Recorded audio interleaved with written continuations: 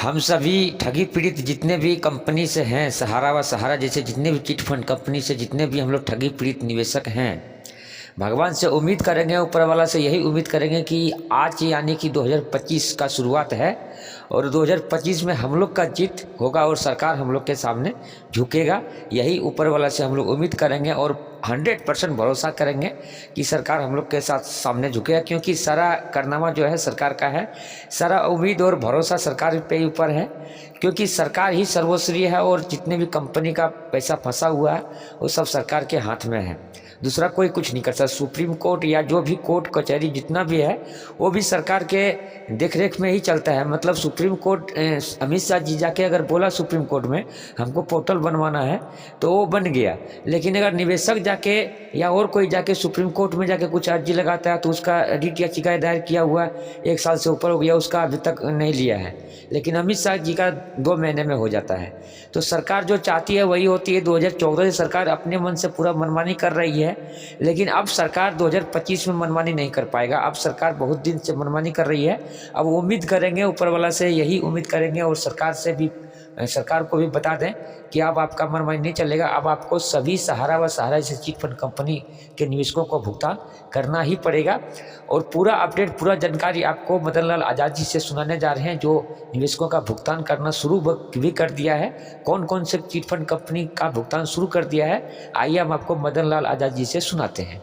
इतना क्रोध बढ़ता है कई बार कि लगता है कि इस पूरे ठग साम्राज्य को और बेईमान सिस्टम को मिट्टी में मिला दें जितनी जल्दी हो सके साथियों, नहीं तो ये हमारे कितने ही निर्दोष साथियों को निगल जाएगा और हम हाथ पर हाथ धरे रह जाएंगे। तो संकल्प लें तमाम साथी मेरे साथ आज इस बात का कि ठग साम्राज्य मिला मिट्टी में, ठग साम्राज्य मिला मिट्टी में, भारत मां को आजाद करेंगे, छल कपट और षड्यंत्रों का सब पर्दाफाश करेंगे। ये संकल्प लें तमाम साथी आज और अभी। बहुत सारे ठग बेईमान धमकी देते हैं हमको, उन्हें लगता है हम डर जाएंगे, झुक जाएंगे। कई प्रलोभन भी देते हैं, उनको लगता है कि वो हमें खरीद लेंगे। तो उन पर भी एक बात है साथियों, उन्हें भी मैं बता देना चाहता हूं कि मेरा नाम मदन लाल आजाद है। मदन मोहन भी कह देते हैं कुछ लोग, और मदन मोहन का मतलब जानते हो आप? बहुत कम लोगों को पता होगा। मदन का मतलब होता है कि जो ना स्वयं अहंकार करे ना किसी दूसरे का अहंकार रहने दे, उसको मदन कहते हैं। बड़ी खबर साथियों मैं आपको बताए देता हूं कि जिसका बहुत दिनों से हमको इंतजार था कि भारत सरकार, जिसे कुछ मूर्ख मोदी सरकार भी बोल देते हैं, वैसे मोदी सरकार कोई होती नहीं है। सरकार तो भारत सरकार होती है या किसी राज्य की सरकार होती है, वैधानिक शब्द वही है। किसी व्यक्ति की सरकार नहीं हुआ करती है। व्यक्ति किसी सरकार का प्रमुख तो हो सकता है। तो जो भारत सरकार है उसने साथियों साइंस सिटी स्कैम के मामले में वो पहल शुरू कर दी है, जिसकी लड़ाई या मांग हम बहुत लंबे समय से करते आ रहे थे। आज के जागरण में आई है ये खबर, दैनिक जागरण जो न्यूज़पेपर है, इसमें लिखा है कि साइंस सिटी के निवेशकों ने पेश किए 2.25 करोड़ के दावे। साइंस सिटी संचालकों की जब्त संपत्तियों को नीलाम कराने से पहले प्रवर्तन निदेशालय ईडी निवेशकों के दावों का सत्यापन कराने में जुटा है। निवेशकों ने अब तक 225 करोड़ रुपए के दावे पेश किए हैं। निवेशक अपनी डूबी रकम हासिल करने के लिए 15 फरवरी तक आवेदन कर सकते हैं। कोर्ट ने पूर्व में निवेशकों को दावे पेश करने के लिए 1 माह का समय दिया था।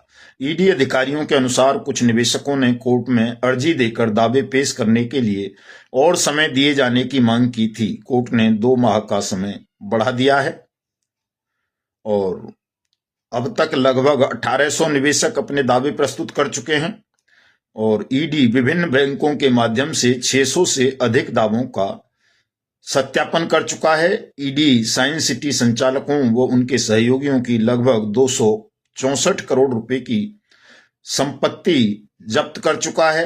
ईडी प्रदेश में पहली बार जब्त संपत्तियों को नीलाम कराकर निवेशकों को उनकी डूबी रकम दिलाने की कार्यवाही कर रहा है। तो हमारे लिए साथियों ये खबर बेहद अच्छी है कि भारत सरकार की एजेंसी ईडी ने एक पहल कर दी निवेशकों का भुगतान कराने की।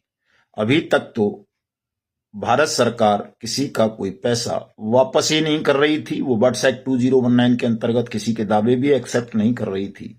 हालांकि इसमें भी बट्स एक्ट का जिक्र ईडी या कोर्ट या भारत सरकार ने नहीं किया है, लेकिन ये बट्स एक्ट की ही प्रक्रिया है साथियों। चूंकि ईडी को कोई पावर नहीं है जब तक कि वो बट्स एक्ट अथॉरिटी के रूप में नामांकित ना कर दी जाए किसी का पैसा वापस करने की। तो आज नहीं तो कल बट्स एक्ट 2019 के अंतर्गत सेंट्रल गवर्नमेंट सेंट्रल बट्स एक्ट अथॉरिटी के रूप में ईडी को नामांकित कर देगा और ईडी उसी कानून के अनुसार उन निवेशकों का पैसा वापस करेगा जिनका, या ये कहें कि जिन ठग कंपनीज या क्रेडिट कोऑपरेटिव सोसाइटीज की जमा राशि को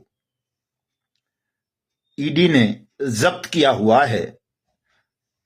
साइंस सिटी का प्रकरण है, केबीसीएल के मामले में भी ऐसा होना है, आदर्श के मामले में भी ऐसा होना है, सहारा के मामले में भी ऐसा होना है, पीएसीएल के में भी ऐसा होना है, bike boat hello taxi top ride जैसी अन्य कंपनीज के मामलों में भी यही होना है। जीसीए टोगो और ये जो एलयूसीसी या एलजेसीसी ह्यूमन वगैरह हैं, इन सबके मामलों में साथियों यही होना है। लेकिन जरूरत हमको अपने ध्यान को केंद्रित करने की है और हम जितनी जल्दी एकजुट हो जाएंगे उतनी जल्दी ये हमारी जो जमा राशियां हैं, धन हैं, वो हमें वापस मिल जाएगा। इसके लिए तमाम साथी, चाहे वो किसी भी कंपनी या क्रेडिट कोऑपरेटिव सोसाइटी के पीड़ित हों, एजेंट साथी हों, वो सब लगातार संगठन का विस्तार करें, बड़ा बनाएं इसको और तमाम लोगों को, ठगी पीड़ितों को बूथ स्तर पर संगठन के साथ जोड़ें।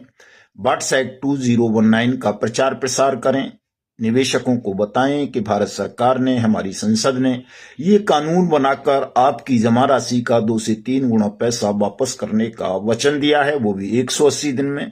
और सरकार वापस करेगी। आपको किसी ठग कंपनी या ठग क्रेडिट कोऑपरेटिव सोसाइटी से लड़ने की या उसके पीछे भागने की या किसी एजेंट पर प्रेशर बनाने की आवश्यकता नहीं है। आप केवल सरकार से डिमांड करें, सरकार आपका पैसा वापस करेगी। यही कहता है अनियमित जमा योजनाएं पाबंदी अधिनियम 2019। जैसे ठगों से लड़ना सरकार को है, उसकी इन्फोर्समेंट एजेंसीज को लड़ना है, हमें नहीं। हम कैसे लड़ेंगे ठगों से? हम ठगों से लड़ेंगे, सरकार ठगों को बचाने के लिए बीच में आ जाती है। वरना तो करके देख लो, हमने प्रयास किया था कि हम ठगों के घरों का घेराव करेंगे, उनके यहां जो है दिन रात अनशन करेंगे, लेकिन सरकार ही बीच में आ गई कि नहीं, आप किसी के निजी घर पे जाकर के ये सब नहीं कर सकते। जब हम ये नहीं कर सकते, सरकार ठगों को बचाने के लिए तत्पर है, सजग है, तो सीधे सीधे फिर सरकार से ही हमारा टकराव होना चाहिए। वैसे भी कानून में सरकार को ही ये जिम्मेदारी दी गई है कि वो जनता का, ठगी पीड़ितों का, निवेशकों का पैसा वापस करे। तो तमाम साथी किसी भी कंपनी या किसी भी क्रेडिट कोऑपरेटिव सोसाइटी के वो शिकार बने हों, सब इस बात पर अमल करें, मेरे संदेश को ज्यादा से ज्यादा फैलाएं। चूंकि आज मुझे रात को 9 बजे फेसबुक पर लाइव होना है। मदन लाल आजाद के नाम से मेरी आईडी है, उसे तमाम साथी फॉलो कर लें। चूंकि फ्रेंड से जो फ्रेंड रिक्वेस्ट है मैं एक्सेप्ट नहीं कर पाता, मेरे 5000 से ज्यादा फ्रेंड ऑलरेडी हैं और उससे ज्यादा एक्सेप्ट नहीं किए जा सकते। तो तमाम साथी मेरी फेसबुक आईडी मदन लाल आजाद को फॉलो कर लें, लिंक आज मैं डिस्क्रिप्शन में दूंगा। और रात 9 बजे आप सबके साथ विस्तार से चर्चा करूंगा कि कैसे आप सबका भुगतान किया जा सकता है, तमाम साथियों को सुरक्षा, सम्मान, रोजगार, पुनर्वास की गारंटी का अधिकार दिया जा सकता है, और कैसे भारत माता को ठग बेईमानों के खूनी पंजों से आजादी दिलाते हुए तमाम ठगों को दंडित किया जा सकता है। अगर आप घर बैठे ऑनलाइन शॉपिंग करते हैं तो ये एक वेबसाइट है इंडिया मार्ट। इंडिया मार्ट जो भारत का ही वेबसाइट है, जैसे अमेजन, फ्लिपकार्ट तो विदेशों का है। इंडिया मार्ट में जितने भी वेबसाइट, जितने भी शॉपिंग मॉल है, सबसे सस्ता सामान यहाँ पे मिलता है। आप सामान खरीदें या ना खरीदें, आपकी मर्जी। मैं आपको खरीदने के लिए नहीं बोलूँगा, खरीदने से मेरे कुछ कमीशन नहीं मिलेगा। लेकिन आपको जानकारी के लिए इस वीडियो के डिस्क्रिप्शन में लिंक दिया हुआ है, इसी का लिंक दिया हुआ है देखने के लिए। जो मोबाइल दिख रहा है इसका लिंक दिया हुआ है, इस लिंक पर क्लिक करके आप खुद ही चेक कर सकते हैं कि ये सही है या गलत है।